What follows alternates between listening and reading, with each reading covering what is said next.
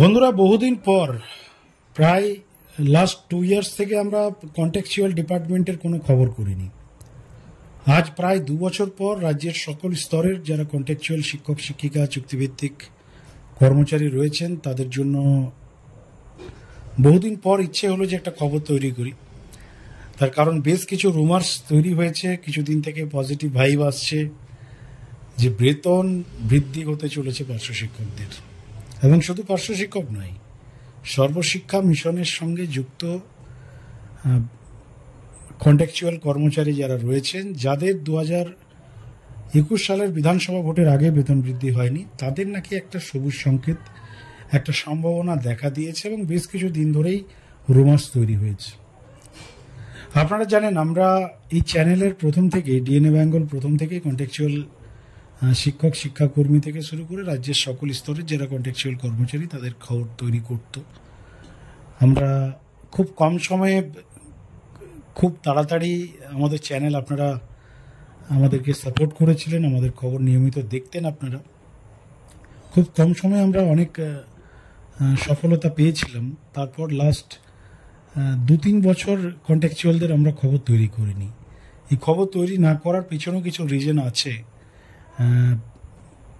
তার কারণ, সত্যি কথা বলতে, আপনাদের নেগেটিভ কমেন্ট। দ্বিতীয় কথা, দেখুন, সর্বশিক্ষা মিশন থেকে শুরু করে রাজ্যের সকল স্তরের যারা কন্ট্রাকচুয়াল কর্মচারী রয়েছেন, সে এসএসকে হোক, সিভিক ভলেন্টিয়ার্স হোক, ভিআরপি হোক, আইসিটি কম্পিউটার টিচার হোক, আমরা সকলের জন্যই খবর করতাম এবং সকল সেক্টরে যারা নেতৃবৃন্দ রয়েছে তাদের সাথে কন্টিনিউ যোগাযোগ রাখতাম। তাদের ইন্টারভিউ নেওয়া হতো, তাদের মতামত নেওয়া হতো, কারণ তারা মোটামুটি প্রত্যেকটা সেক্টরের সংগঠন নিজেদের মতো করে তারা চেষ্টা করে, এখনও চেষ্টা কন্টিনিউ চালিয়ে যাচ্ছে। কেউ আদালতে, কেউ আবার শাসক দলের সঙ্গে যোগাযোগ রেখে, কেউ আবার রাস্তায় বা পথে নেমে আন্দোলন করে। অর্থাৎ প্রত্যেকটা সংগঠন নিজেদের মতো করে দাবি আদায়ের চেষ্টা করেছে। এবার দেখুন, রাজ্য সরকার যদি না চায়, রাজ্য সরকারের যদি সদিচ্ছা না থাকে, বা রাজ্য সরকারের যদি এই মনোভাব থাকে যে আমরা এদের অ্যাটলিস্ট বেতন বৃদ্ধি করবো না, তাহলে যতই সংগঠন থাকুক, মানুষ রাস্তায় নামুক, যাই কিছু করুক, বেতন বৃদ্ধি হওয়ার কোনো সম্ভাবনা নেই। তার কারণ, সেই সবুজ সংকেতটা যতক্ষণ না নবান্ন থেকে আসছে, এবং নবান্নের একজন, কারণ আপনারা সকলেই জানেন তৃণমূল কংগ্রেসের রামশ্যাম যদুমধু যত ধরনেরই নেতা আছে, রাজ্যের মুখ্যমন্ত্রী মমতা বন্দ্যোপাধ্যায়ের গ্রিন সিগন্যাল বা তার সদিচ্ছা যতক্ষণ না হচ্ছে, ততক্ষণ পর্যন্ত কোনো ডিপার্টমেন্টের বেতন বৃদ্ধি হওয়া পসিবল বা সম্ভাবনা 1%ও নেই। তো আপনারা জানেন, কিছুদিন থেকে সর্বশিক্ষা এবং বিশেষ করে প্যারা টিচারদের একটা বেতন বৃদ্ধির খবরাখবর সামনে আসে। কিছুদিন আগে একটা পেপার কাটিং অর্থাৎ একটা স্ক্রিনশট বিভিন্ন সোশ্যাল মিডিয়া গ্রুপে ঘুরে বেড়াচ্ছিল, যেখানে পার্সেন্টেজে বেতন বৃদ্ধির কথা আমরা দেখেছিলাম। আপনারা হয়তো অনেকেই দেখেছেন 65% বা 75%। আর এই নিয়ে আবার একটা নতুন চর্চা, নতুন রুমার্স তৈরি হয়েছে যে এবার হয়তো প্যারা টিচারদের বেতন বৃদ্ধি একটা সম্ভাবনা আছে। এবং সব থেকে ইম্পর্টেন্ট বিষয়, একটু মন দিয়ে শুনবেন, সেটা হচ্ছে, দেখুন, প্যারা টিচারদের কোট অ্যান্ড কোট যদি আমরা বলি, সংগঠন অনেক আছে, বিরোধী সংগঠন আছে, আপনার শাসক দলের সংগঠন আছে, শাসক দলেরও আবার নেতা আছে, অনেক নেতা আছে, আবার কিছু নিরপেক্ষ সংগঠনও আছে যারা নিজেদের নিরপেক্ষ বলে দাবি করে। কেউ আদালতে মামলা করছে, কেউ কেস করছে, কেউ আবার সরাসরি সরকারের সাথে যোগাযোগ রেখে দাবি আদায়ের চেষ্টা করছে। কিন্তু আমরা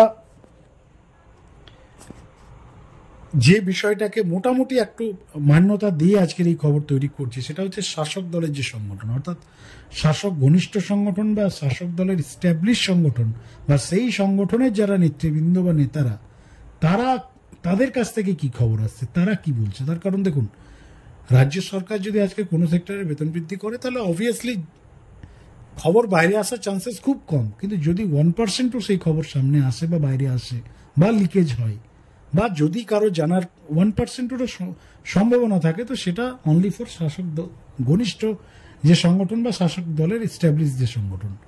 আপনারা জানেন, এই মুহূর্তে পশ্চিমবাংলায় প্যারা টিচার বলুন, এসএসকে বলুন, বা কন্ট্রাকচুয়াল ডিপার্টমেন্টের নেতৃত্ব বলতে বা নেতা বলতে মহিদুল ইসলামই রয়েছে, যিনি সত্যি কথা বলতে শাসক দল বা রাজ্যের যিনি এই মুহূর্তে শিক্ষামন্ত্রী আছেন, মাননীয় ব্রাত্য বসুর ডান হাত বলতে পারেন।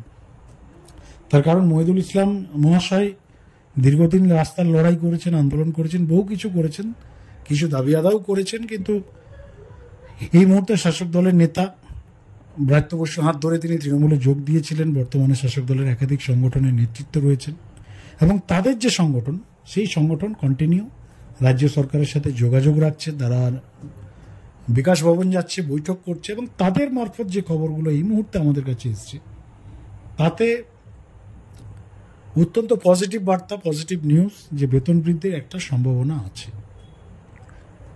বেতন বৃদ্ধির একটা সবুজ সংকেত তারা পেয়েছেন। তারা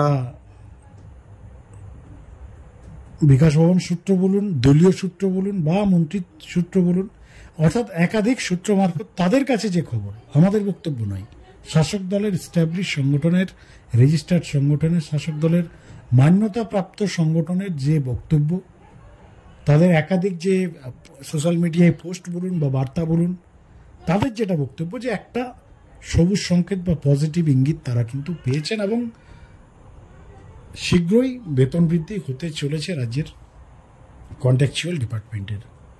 এখন সবচেয়ে বড় প্রশ্ন হলো যে বেতন বৃদ্ধি যদি হয়তো কবে হবে, আর কতদিন অপেক্ষা করতে হবে বা কত টাকা হতে পারে।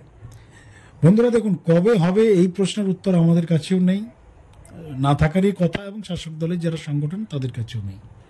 কবে হবে সেটা সম্পূর্ণ রাজ্য সরকারের উপরে ডিপেন্ড করছে। রাজ্যের মুখ্যমন্ত্রী, রাজ্যের সরকারের মেশিনারি তাদের উপর ডিপেন্ড করছে, দপ্তরের উপর ডিপেন্ড করছে। কত টাকা হবে সেই নিয়েও কোনো আপডেট আমাদের কাছে নেই। তবে এইটুকু যে খবরাখবর আমরা পাচ্ছি বা রুমার্স থেকে যে আপডেট আসছে, তাতে দলীয় সূত্র থেকে যে আপডেট আসছে, মোটামুটি সম্মানজনক একটা বেতন বৃদ্ধি রাজ্য সরকার করতে চলেছে, সেটাও তাদের সাধ্য মতো। এমন আহামরি যে কিছু বেতন বৃদ্ধি হবে সেই কথা আমরা বলছি না, এবং যে খুব লোয়েস্ট বেতন বৃদ্ধি হবে সেটাও বলছি না। মোটামুটি একটা সম্মানজনক বর্তমান দ্রব্যমূল্যের যে বাজার, তাতে অ্যাপ্রক্স আশা করা যেতে পারে 20,000-এর আশেপাশে, সে 2-1,000 বেশি বা 2-1,000 কম, 20,000-এর একটা মোটামুটি ফিগার আপনারা ধরে নিতে পারেন যে এই রেশিওতে মোটামুটি বাড়ার একটা সম্ভাবনা রয়েছে। এবং তার সঙ্গে যেটা আপনাদের জানাবো সেটা হচ্ছে